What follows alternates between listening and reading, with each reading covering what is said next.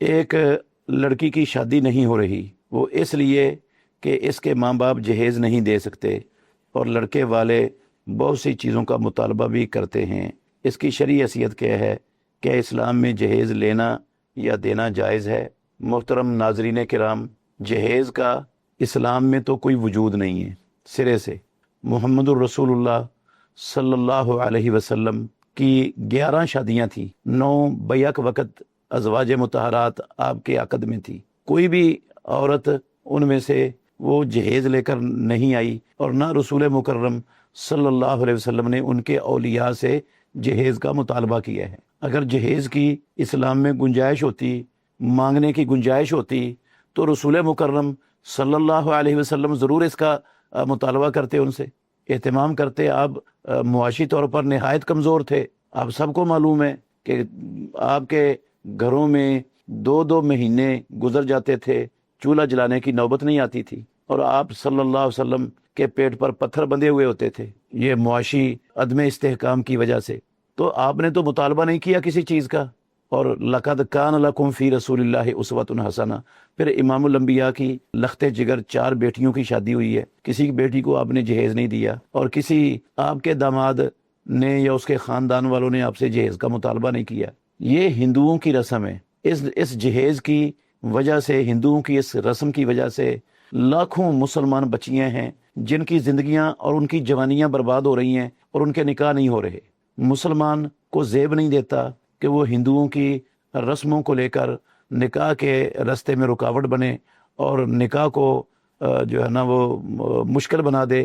یہ مسلمانوں کی شان کے لائق نہیں ہے، مسلمانوں کو زیب نہیں دیتا۔ اسلام نے نکاح کو نہایت آسان بنایا ہے۔ میں صرف ایک حوالہ دیتا ہوں، صحیح بخاری میں ہے، رسول مکرم صلی اللہ علیہ وسلم کے پاس ایک خاتون آئی، کہنے لگی اللہ کے نبی میرے ساتھ نکاح کر لیں، مجھے اپنی بیوی بنا لیں۔ آپ نے سر جھکا لیا اس کی بات سن کر، تو وہ کچھ دیر کھڑی رہی۔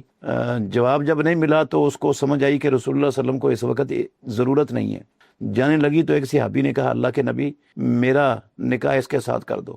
آپ نے فرمایا مہر دینے کے لیے کچھ ہے؟ اس نے کہا جی اللہ کے نبی یہ چادر ہے۔ اس حدیث کے راوی ہیں سہل بن سعد الساعدی، کہتے ہیں ایک ہی چادر تھی اس کے پاس جو ٹیڑھ بند باندھی ہوئی تھی۔ تو رسول اللہ صلی اللہ علیہ وسلم نے فرمایا نہ اس کے کام کی رہے گی نہ تیرے کام کی رہے گی، جاؤ گھر سے کوئی چیز ڈھونڈ کے لاؤ۔ وہ گھر گیا، اس کو کچھ بھی نہیں ملا۔ آپ نے اسے کہا لوہے کی انگوٹھی ڈھونڈ کے لے آؤ، وہ پھر گیا، پھر بھی نہیں، وہ بھی نہیں ملی۔ تو اللہ کے نبی نے چند صورتوں کے عوض اس بندے کا نکاح اس خاتون سے کر دیا۔ اسلام ایسے سستے، ایسے آسان نکاحوں کا تقاضا کرتا ہے مسلمانوں سے۔ اب غور کریں اس نکاح میں کتنے اخراجات اٹھے ہوں گے، کتنے قرضے اٹھانے پڑے ہوں گے، کتنی رسموں کو پورا کرنا پڑا ہوگا اس میں۔ یہ جو اسلام دشمن قومیں ہیں وہ مسلمانوں سے حسد رکھتی ہیں، وہ نہیں چاہتی کہ مسلمانوں میں یہ جو نسب کی حفاظت کا سلسلہ ہے یہ برقرار رہے۔ ان کے معاشروں میں تو نسب مٹتا جا رہا ہے۔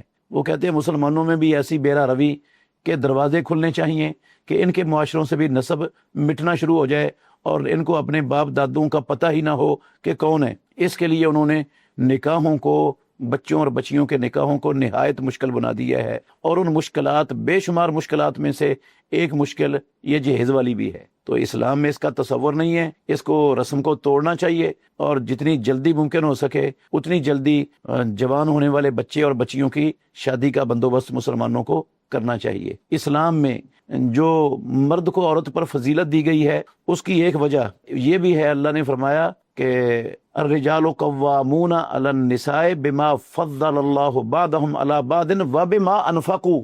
یہ اخراجات، گھر کی ساری ضروریات یہ اسلام میں لڑکے کے ذمے ہیں، یہ لڑکی اور اس کے ماں باپ اور اس کے بہن بھائیوں کے ذمے نہیں ہوتی۔